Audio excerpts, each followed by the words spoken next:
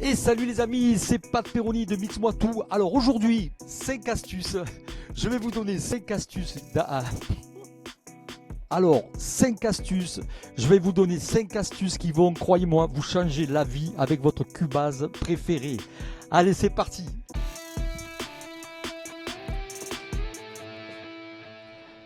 Allez les amis, c'est parti pour l'astuce numéro 1. Alors l'astuce numéro 1, bon, c'est pas vraiment une astuce, hein, il y en a qui le connaissent, mais je préfère vous la montrer si vous ne connaissez pas. Donc allez, on ouvre Cubase, on fait créer vide, spécifier notre emplacement. Là, ça nous permet de choisir le dossier où va se ranger tous nos fichiers. Moi, je veux choisir où c'est. Donc là, je vais choisir, bon, je vais aller sur mon disque Viking D, Ami Travail. Et là, j'ai créé un nouveau dossier, par exemple, Pat. Voilà, que je sélectionne, sélectionner ce dossier.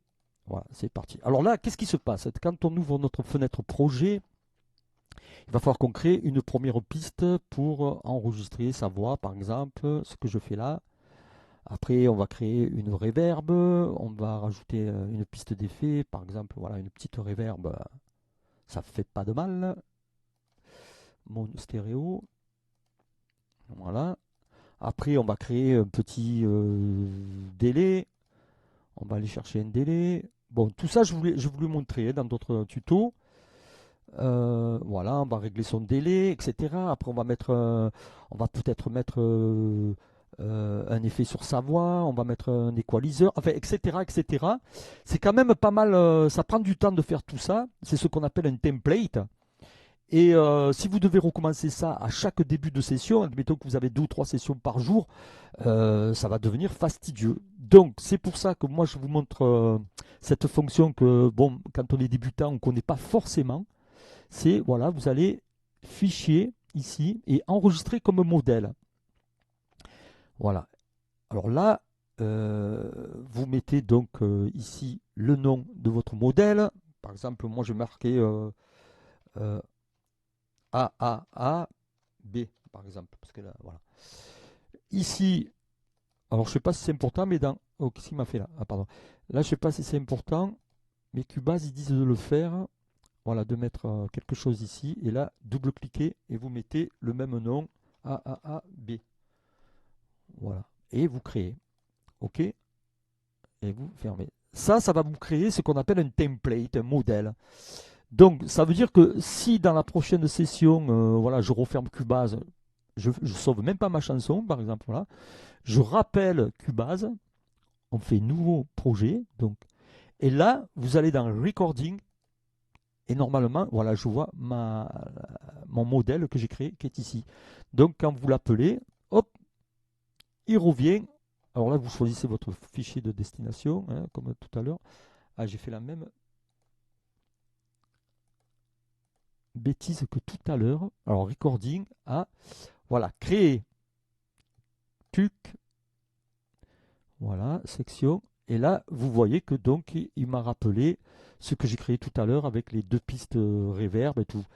Donc ça, c'est très pratique parce que imaginez-vous, vous avez fait par exemple toute une session avec des boucles pour du reggaeton par exemple, style reggaeton, vous avez votre basse de préparer, vos effets, vos boucles, vos trucs, vous sauvez et la prochaine fois que vous aurez une session de reggaeton, ben, vous rappelez ça, c'est déjà tout prêt, vous allez gagner un temps incroyable. Moi par exemple, je vais vous faire voir un projet de départ que j'ai fait, mais tout simple, hein, vraiment tout simple. J'en ai d'autres, hein, après que j'ai réglé pour faire un slow, pour faire de la dance, pour faire, j'en ai pas mal. Mais là, vraiment, moi, celui que j'utilise tous les jours, c'est celui-là, par exemple. Alors, je vais dans Recording, moi, c'est AAA. Alors, pourquoi je les appelle AAAAB? Parce que sinon, si vous mettez des noms, ils risquent de se retrouver tout au fond, là, en bas. Donc, c'est chiant. Moi, je veux l'avoir de suite pour que ça aille vite. Donc, créer. Hop, je choisis un dossier, n'importe lequel pour la démo. Là, il met un peu plus de temps à charger puisqu'il y a déjà des choses dedans. Voilà, dedans. Donc, vous voyez, moi, sur ce projet, eh bien, j'ai déjà rentré. Il y a toutes mes reverbs qui sont prêtes et réglées. Vous voyez, avec les programmes. Après, j'ai fait une piste structure où il y a déjà intro, couplet, refrain, ce qui fait qu'après, j'ai plus qu'à les disposer sur ma track. une piste à corps prête aussi. Là, j'ai créé plusieurs répertoires. Vous voyez, les pistes répertoires qui sont prêtes à accueillir des voix, des claviers, des drums, des basses, ambiance. Sur la piste voix, par exemple, j'ai déjà créé une piste avec des effets qui sont prêts. J'ai mis un équaliseur, par exemple. On ne le voit pas. J'ai mis cet équaliseur d'un Cubase. Un compresseur, autotune qui est prêt. Toutes les reverbs déjà qui sont assignés. Et vous voyez que tout ça, ça fait gagner énormément de temps. Voilà. Donc clavier, vous voyez, là j'ai déjà un plugin qui est prêt parce que quand on travaille, j'ai de suite un petit son pour chercher des accords. J'ai un plugin, là c'est Allion. Voilà. Pareil pour les drums, il y a déjà une piste qui est prête avec des sons. La basse. Et je vais certainement l'améliorer par la suite. Mais voilà, pour démarrer, c'est génial. C'est vraiment très pratique. Voilà les amis, donc ça s'appelle un template ou un modèle comme vous voulez. J'espère que ça va vous faire gagner beaucoup de temps. Allez, on va passer à l'astuce numéro 2. Alors, astuce numéro 2. Allez, c'est parti. Alors, dans Cubase, il y a une fonction qu'on ne connaît pas assez, enfin du moins les débutants, c'est la fonction rendu sur place. Alors, je vais vous faire voir de quoi il s'agit. Alors, tout d'abord, je vais appeler un plugin que j'ai chargé auparavant. C'est un petit rythme de batterie. Voilà. Je vais le prendre, je le mets ici pour la démo. Voilà. Par contre, on peut voir qu'il y a une petite reverb dessus. Je vais la baisser. Mais je la laisse pour la démo. Alors la touche rendue sur place, c'est quoi? Eh bien c'est ça. Vous appuyez sur la touche contrôle. Vous faites clic droit avec la souris. Là, vous avez ça qui apparaît et vous faites rendu sur place. Là, il y a deux options qui vous sont présentées. La première, c'est rendu avec les paramètres actuels. Bon, ça, on ne l'a pas vu encore. Et ça, c'est paramètres de rendu. On va choisir celle-là. Et là, vous avez cette fenêtre qui apparaît. Alors, nous, on va prendre la première option. Et vous allez voir ce qui se passe quand je fais rendre. Voilà. Il m'a créé le clone parfait de ma piste MIDI. Et cerise sur le gâteau, on peut voir si j'appuie ici, qu'il m'a remis exactement les mêmes réglages que ma piste. Reverb, et si j'avais équalisé, il aurait équalisé, compresseur et tout. Ce qui est super pratique pour aller vite. Ok? Voilà.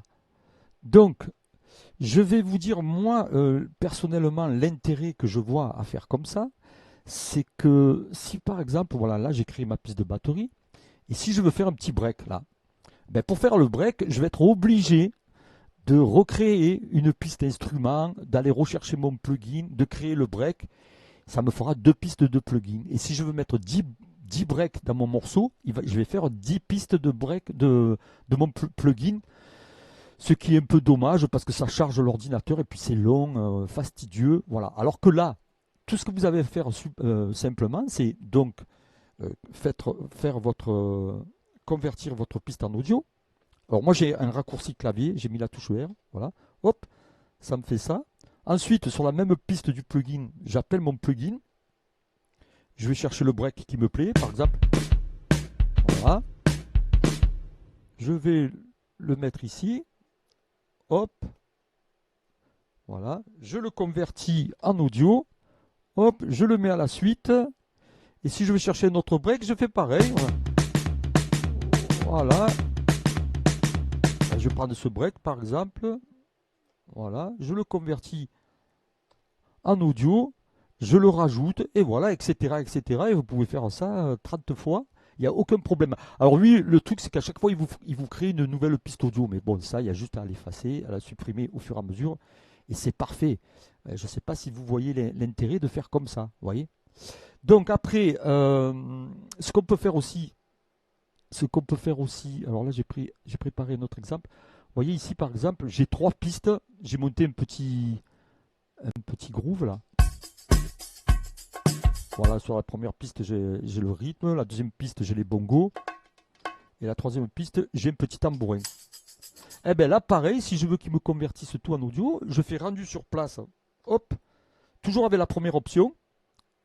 Et il me fait 3 pistes, ce qui est magique. Voilà, 3 pistes. Vous voyez, elles sont là. Mais ce qu'on peut faire encore, c'est pas fini. Oh, qu'est-ce que je fais, Voilà. Voilà. Mais ce qu'on peut faire aussi, voilà, c'est qu'on peut lui demander de mixer ces 3 pistes pour en faire qu'une seule. Donc je vous fais voir comment on fait. Vous sélectionnez 3 pistes, clic droit, rendu sur place, paramètres de rendu. Et là, vous allez prendre la deuxième option. Voilà. Ici, moi j'ai déjà mis un nom qui est boucle. Et là, vous cochez cette mixer et rendre. Et là, il vous crée un fichier audio avec les 3 pistes mixées. Je ne sais pas si vous vous rendez compte, par exemple, si vous avez fait des chœurs. Parce que ce que je veux vous dire, c'est que là, je le fais avec du MIDI, mais ça marche très bien avec de l'audio. Si vous avez 10 pistes de chœur, vous pouvez, qui sont bien mixées, équalisées, tout ça et tout, hop, avec cette fonction, vous envoyez tout sur une seule piste stéréo. Je ne sais pas si vous voyez le temps qu'on peut gagner. Après, pour manipuler tous ces fichiers, c'est super pratique. Voilà, alors ça, c'est les 3 pistes mixées ensemble. Maintenant, je vais vous faire voir aussi ce qu'on peut faire, les autres options rendu sur place. Voilà, paramètres de rendu. Alors là, vous voyez que là, on a fait 3 pistes mixées. Si par exemple, je fais parcours complet du signal, ça veut dire que si vous avez mis des reverbs ou des délais sur vos pistes, elles vont être enregistrées dans votre fichier audio. OK? Et là, la dernière option, c'est exactement pareil, mais vous allez avoir donc tous les effets, les réglages de piste à enregistrer, mais aussi les réglages de la piste master. Voilà. Voilà, voilà. En gros, c'est tout pour cette astuce. Et on va voir maintenant l'astuce numéro 4.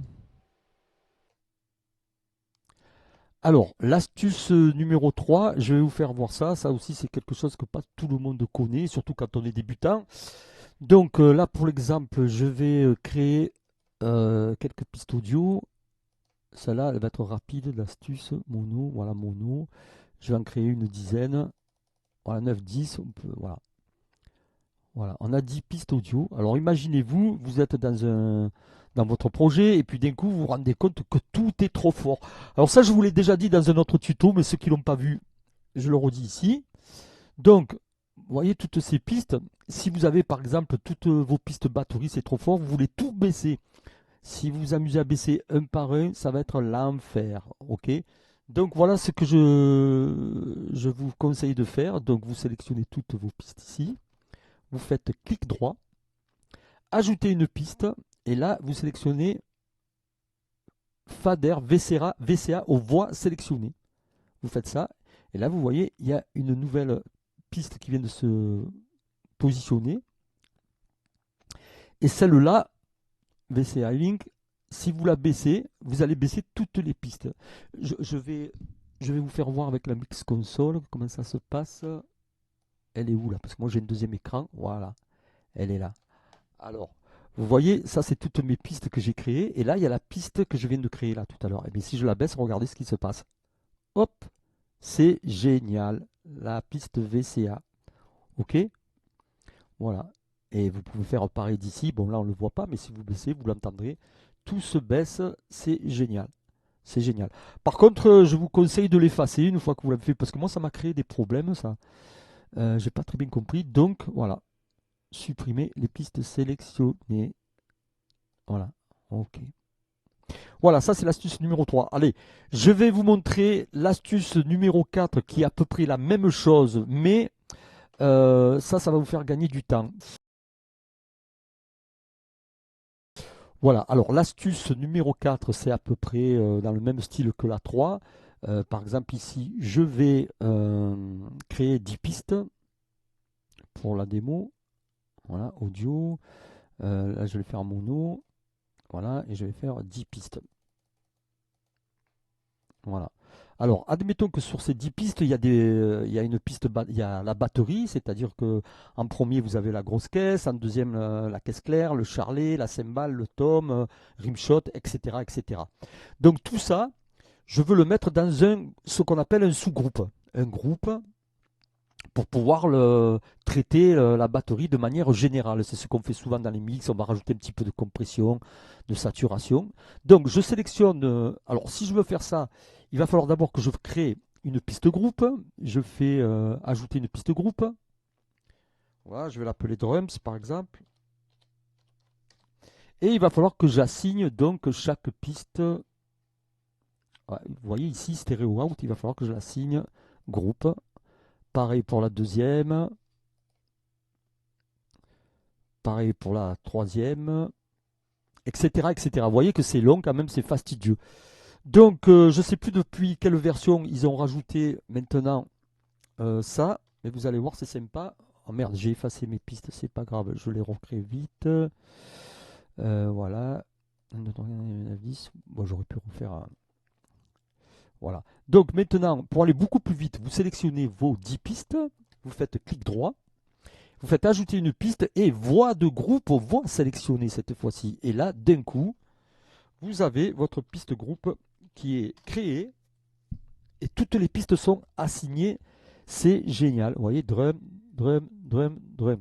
Ce qui fait qu'après, vous pouvez traiter votre piste groupe, mettre un petit peu de compression et aussi vous pouvez baisser aussi le niveau de la batterie. Vous voyez, c'est à peu près pareil que la fonction de tout à l'heure, mais à part que tout à l'heure, les pistes VCA, vous ne pouvez pas mettre un effet sur la piste VCA. C'est juste pour bouger les faders, les monter ou les descendre. Alors que là, la différence dans les pistes groupe, c'est que vous pouvez, il y a tout l'audio qui passe par la piste groupe. Donc à partir de là, vous pouvez le traiter comme vous voulez. Et dans le même style de raccourci intéressant, si par exemple on se dit maintenant je voudrais mettre une reverb pour chaque piste, alors vous n'allez pas rappeler la reverb à chaque fois. Donc on peut créer une reverb de la même façon. Vous sélectionnez vos 10 pistes, vous faites ajouter une piste et voix FX voix sélectionnée. Et là, il va vous rajouter une reverb, là je la mets en stéréo, sur chaque piste. Bon, c'est la même de reverb, hein, mais voilà, vous voyez qu'elle est enquillée, vous n'avez pas besoin. Sur chaque piste, vous avez votre reverb. Elle n'est pas belle la vie, les gars? Et voilà. Bon, allez, on va passer à l'astuce numéro 5. Allez, c'est parti donc pour l'astuce numéro 5. Alors moi, ça, c'est un truc que j'adore. Je vais vous faire voir. Alors par exemple, vous voyez, là, j'ai ma sortie stéréo, mes bus, et je suis en train de travailler. Je vais aller, par exemple, tout en bas. C'est un projet où il y a beaucoup de pistes. Je veux travailler voilà, ma piste sous-groupe de drums, je travaille, mais je veux retourner tout en haut parce que je dois retourner tout en haut parce que je veux voir ma reverb, ce qu'elle donne. Et vous voyez, c'est chiant parce qu'à chaque fois, je suis obligé de retourner en bas, je fais quelque chose, je retourne en haut. Alors regardez, là, si vous activez dans projet, si vous activez, pardon, diviser liste des pistes, il va vous diviser, il va vous faire deux fenêtres de projet dans Cubase. Il va diviser la fenêtre de projet en deux. Et ça, c'est super sympa parce que, voilà, là, vous voyez, automatiquement, il m'a mis la stéréo out, ma piste de structure ici, piste d'accord. Alors moi, ce qui m'intéresse, c'est mes effets, par exemple, mes reverbs. Voilà, je les laisse ouverts. Alors, vous voyez que si je vais tout en bas, par exemple, je vais voilà, sur ma piste de drum, eh ben, j'ai quand même... je peux regarder ma piste reverb, j'ai accès ici, c'est super génial. Vous voyez, donc voilà, si par exemple je vois où j'en suis sur la structure, je ne sais pas s'il me l'a mis la structure, non la structure il ne me l'a pas mis, parce que vous pouvez mettre ce que vous voulez dedans, c'est ça qui est génial. Ah, bon, en fait il n'y a plus ma piste structure là, je croyais que je l'avais. Ah ben oui, elle est là, que je suis bête. Voilà, ma piste structure est là. Donc pendant le morceau, je peux quand même avoir un œil sur ma piste structure ou je sais pas moi, une piste tempo ou n'importe quoi d'autre. Voilà, moi je trouve que c'est vraiment, c'est vraiment sympa pour travailler, c'est beaucoup plus clair. Voilà les amis, j'espère que ces astuces vous rendront service. N'hésitez pas à me laisser des commentaires, à me mettre un petit pouce bleu là. Et puis abonnez-vous si ça vous plaît. Voilà, tout le bordel. Je vous embrasse et je vous dis à bientôt. Ciao, ciao les amis.